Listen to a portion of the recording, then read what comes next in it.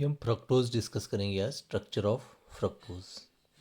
Fructose का molecular formula C6H12O6 है और फ्रक्टोज में फंक्शनल ग्रुप आपका कीटोन है और जो सेकंड कार्बन पे होता है और 6 कार्बन स्ट्रेट चेन में लगे होते हैं और it belong to D series. Fifth carbon पे जो OH लगा है ये आपका राइट हैंड साइड पे है, तभी ये क्या हो गया डी डी सीरीज का। इट इज़ लेबोरेटरी कंपाउंड, मतलब ये प्लेन पोलराइज्ड लाइट को लेफ्ट डायरेक्शन में मोड़ देता है और इसलिए इसमें साइन माइनस साइन का मतलब लेबोरेटरी है। Fructose has 2 cyclic structure with 5 member ring.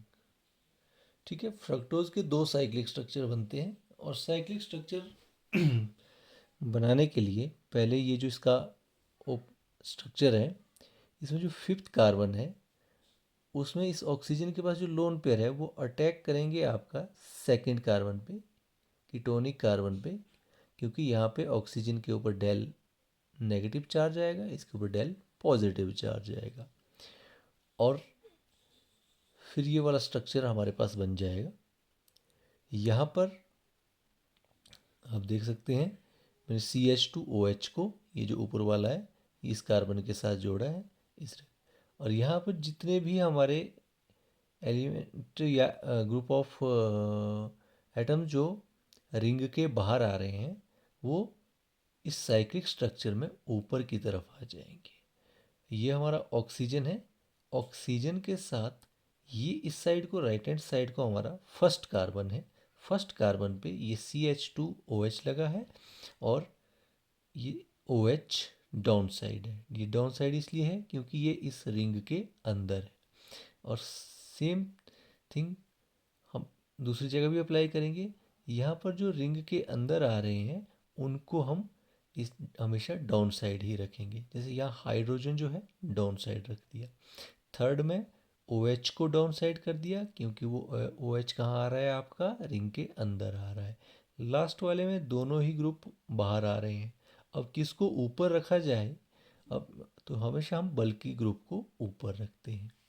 Okay, यहाँ इस फर्स्ट कार्बन में चेक कर लेते हैं ये OH ग्रुप, ये जो OH ग्रुप है हमारा ये डाउन साइड आ रहा है, तभी ये अल्फ़ा डी ग्लूकोज है, सॉरी डी फ्रक्टोफ्यूरानोज है।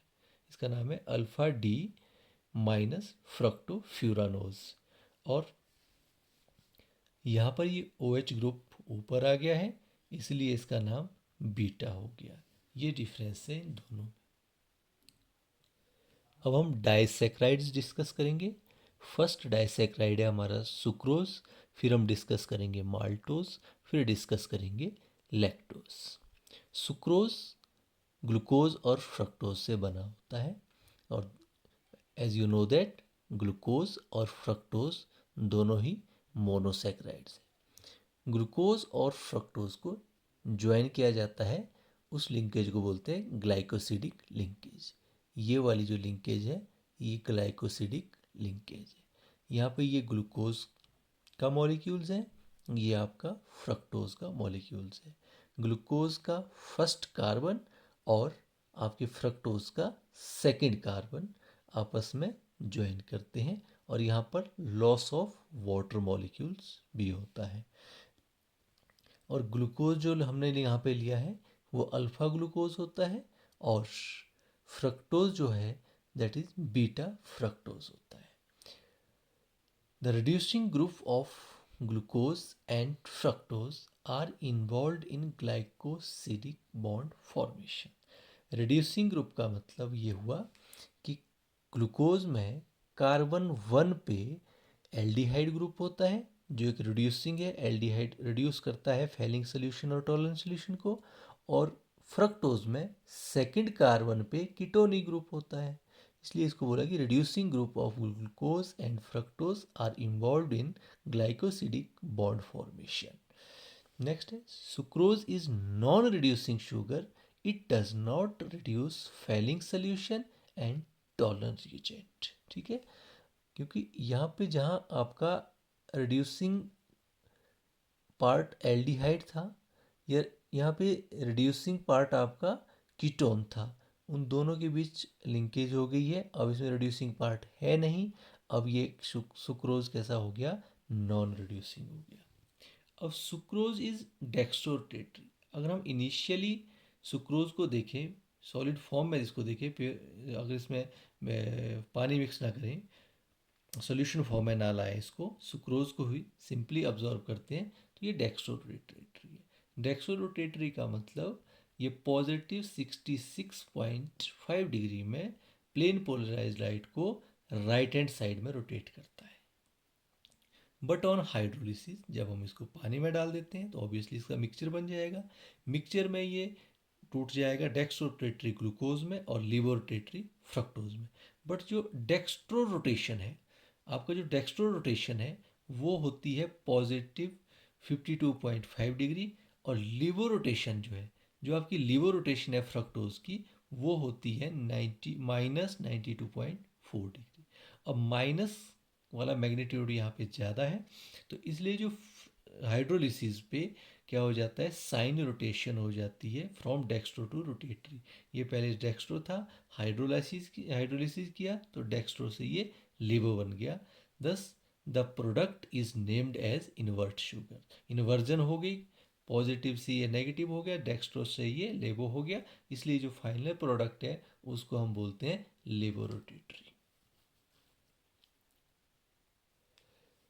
अब सेकंड जो हमारे पास डाइसेक्राइड्स है वो है माल्टोज। जो माल्टोज जो है 2 unit of alpha D glucose से बनता है। ये इसमें 2 यूनिट्स होती है अल्फा डी ग्लूकोज की। वो कैसे ज्वाइन होती है, इन विच कार्बन 1, ये वाला carbon 1 is linked to carbon 4 of another glucose unit. First glucose unit का कार्बन 1 और सेकेंड यूनिट का कार्बन 4 आपस में ज्वाइन करते हैं। इस ये ग्लाइकोसिडिक लिंकेज, यहाँ पे माल्टोज में जो ग्लाइकोसिडिक लिंकेज होती है वो C1 to C4 होती है। सुक्रोज में ये, सुक्रोज में क्या था, C1 to C2 थी। ठीक है, लिंकेज कार्बन 1 और कार्बन 2 कहाँ पर थी, सुक्रोज में, और माल्टोज में कहाँ होगी, कार्बन 1 और कार्बन 4 में। ओके, इसलिए वहाँ पे कार्बन 1 और कार्बन 4 में लिंकेज हुई है। और हमें पता है कि दूसरे वाले ग्लूकोज का आपका कार्बन, जिसमें कार्बन 4 है, उसका कार्बन 1 क्या रह रहा है, फ्री रह रहा है। अगर उसका कार्बन फ्री है तो वो रिड्यूसिंग पार्ट उस हमें वहाँ पे मिल रहा है, रिड्यूसिंग ग्रुप बना लेगा, और जब हाइड्रोलिसिस में जाएगा तो वो एल्डिहाइड में कन्वर्ट हो जाएगा, तभी माल्टोज क्या है, रिड्यूसिंग शुगर है। Free aldehyde group can be formed at carbon 1 of second glucose unit. ये सेकेंड ग्लूकोज यूनिट का कार्बन 1 है, हाइड्रोलिसिस पे ये ओपन चेन जब कन्वर्ट हो जाएगा तो ये एल्डिहाइड ग्रुप बनाएगा, जो एल्डिहाइड जो है फेलिंग और टॉलरेंस सॉल्यूशन को रिड्यूस करता है। नेक्स्ट है लैक्टोज। लैक्टोज भी एक डाइसैकेराइड है और इसको मिल्क शुगर भी बोलते हैं। लैक्टोज दो किस किस दो चीज़ों से मिलके बनता है, एक बनता है beta D galactose, this is beta D galactose, और दूसरा कंपोनेंट होता है बीटा डी ग्लूकोज। ये वाला आपका यहाँ से यहाँ तक ये वाला आपका बीटा डी ग्लैक्टोज है, और ये वाला आपका बीटा डी ग्लूकोज है। Carbon one of beta D galactose, carbon 1 of beta D galactose join to carbon 4 of beta D glucose. तो ग्लाइकोसिडिक जो लिंकेज है वो कार्बन 1 और कार्बन 4 के बीच है। फिर से यहाँ पे जो कार्बन 1 है ग्लूकोज का, वो आपके पास यहाँ पे फ्री जब ओपन चेन में कन्वर्ट हो जाएगा तो ये एल्डिहाइड ग्रुप बना देगा, और एल्डिहाइड कैसा है, रिड्यूसिंग है, तो इसलिए लैक्टोज भी कैसा है आपका, रिड्यूसिंग शुगर है। एल्डिहाइड ग्रुप में formed on carbon 1 of glucose. वही बात है कि कार्बन 1 पे एल्डिहाइड ग्रुप बनने के चांसेस हैं जब इसको हम हाइड्रोलिसिस करेंगे। अब हम डिस्कस करेंगे polysaccharides.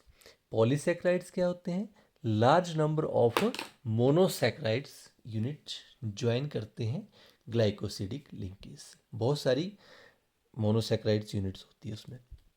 Most commonly encountered carbohydrate in nature, हमें जो कार्बोहाइड्रेट मिलते हैं, ठीक है, जिनको हम नेचर से कार्बोहाइड्रेट गेन करते हैं, वो बेसिकली पॉलीसेक्राइड्स ही होते हैं। मतलब पॉलीसेक्राइड्स और ये नेचर से हमें मिलते हैं। They act as food storage और स्ट्रक्चरल मटेरियल, वो फूड स्टोरेज का काम करते हैं, उसको हम स्टार्च बोलते हैं, और स्ट्रक्चरल मटेरियल जो होता है उसको हम सेलुलोस बोलते हैं। तो फर्स्ट हम डिस्कस करते हैं स्टार्च को। Main storage polysaccharide of plant, plant जिस फॉर्म में अपना फूड स्टोरेज करते हैं वो होता है starch. Most important dietary source for human beings, ठीक है, ह्यूमन बींग्स के लिए भी मोस्ट डाइटरी सोर्स है। जो हम सीरियल्स लेते हैं और रूट्स हो गया, ट्यूबर्स हो गए, सब वेजिटेबल हो गए, इसमें पाया जाता है, इसलिए ये ह्यूमंस का भी मोस्ट डाइटरी सोर्स है। It is polymer of alpha D glucose, जो स्टार्च होता है उसमें अल्फा डी ग्लूकोज की बहुत सारी यूनिट आपस में ज्वाइन करती है। उसके दो कंपोनेंट होते हैं, स्टार्च के मेनली टू कंपोनेंट होते हैं, एक होता है अमाइलोज, दूसरा होता है अमाइलोपेक्टिन। अब जो अमाइलोज हैं, अमाइलोज एक वाटर सॉल्युबल है और ये 15 to 20% ऑफ स्टार्च को बनाता है, ठीक है। अमाइलोज और अमाइलोपेक्टिन है दोनों अल्फा डी ग्लूकोज, लेकिन लिंकेज का फर्क है, ठीक है। अमाइलोज में it is long unbranched chain, ये लॉन्ग चेन होती है, ऐसी चेन आगे तक बनती जाएगी जिसमें 200 to 1000 molecules of alpha D plus glucose के ज्वाइन कर जाते हैं। और लिंकेज कौन सी होती है, carbon to carbon 4 glycosidic linkage. ये कंटिन्यू ये चेन पीछे से चल रही है, जिसको मैंने ब्रैकेट में शो किया है, ठीक है। और इसमें सेम यूनिट ऐसे ही लगे, इस तरह की पीछे इस तरह के यूनिट लगे हैं, तो ये यूनिट आपके क्लियर हो रहे हैं। और ये कैसे हैं, ये लॉन्ग है, अनब्रांच्ड है, इसमें कोई ब्रांचिंग नहीं होती है, बिल्कुल ये स्ट्रेट चेन में आगे चल रहे हैं। तो फिर से अमाइलोज में लिंकेज क्या है, कार्बन 1 एंड कार्बन 4 की ग्लाइकोसिडिक लिंकेज है। नेक्स्ट ये आपका ये वाला जो है ये अमाइलोज का स्ट्रक्चर है, लिंकेज शो की गई है इसमें। नेक्स्ट है हमारे पास अमाइलोपेक्टिन। अमाइलोपेक्टिन क्या है, वाटर इनसॉल्युबल है ये, और 85% ऑफ स्टार्च को ये बनाता है, ठीक है। It is branched chain polymer. Amylose कैसा है, अनब्रांच, सीधे स्ट्रेट चेन में लगे होते हैं। It is branched chain polymer of alpha D glucose unit, ठीक है। अल्फा डी ग्लूकोज यूनिट, इसमें भी अल्फा डी ग्लूकोज यूनिट, इसमें भी अल्फा डी ग्लूकोज यूनिट, तभी मैंने स्टार्टिंग में बोल दिया कि it is polymer of alpha D glucose, ठीक है। अल्फा डी ग्लूकोज में अगर ब्रांचिंग नहीं है, स्ट्रेट चेन लगा है, तो वो अमाइलोज है, अगर उसमें ब्रांचिंग हुई है तो वो आपका अमाइलोपेक्टिन्स है, ठीक है। In which branch chain of polymer alpha D glucose unit, in which chain is formed by, जो आपकी चेन बन रही है, formed by carbon 1 and carbon 4 glycosidic linkage. Chain ऐसे ही बन रही है जैसे इसमें कार्बन 1 और कार्बन 4 के बीच चेन बन रही है, बट जो ब्रांचिंग है, ठीक है, branching occurs by carbon 1 and carbon 6 glycosidic linkage. आपको ब्रांचिंग दिखाते हैं इसकी अभी। ये अमाइलोपेक्टिन का स्ट्रक्चर है, जिसमें ब्रांच जो बन रही है कार्बन 1 और कार्बन 4 के बीच ब्रांच बन रही है, लेकिन और ये वाली ब्रांच, ये सेकंड ब्रांच है, कार्बन 1 और कार्बन 4 के बीच ये ब्रांच। जब दो ब्रांच को हम आपस में जोड़ रहे हैं तो वो आपका जुड़ रही है carbon 1 of first branch and carbon 6, ये CH2 जो है ये 6 नंबर का होता है, यहाँ से नंबरिंग होती है 1 2 3 4 5 एंड 6, ठीक है। और फर्दर ये चेन आगे एक्सटेंड कर रही है, तो ये आपका अमाइलोपेक्टिन का ये स्ट्रक्चर है।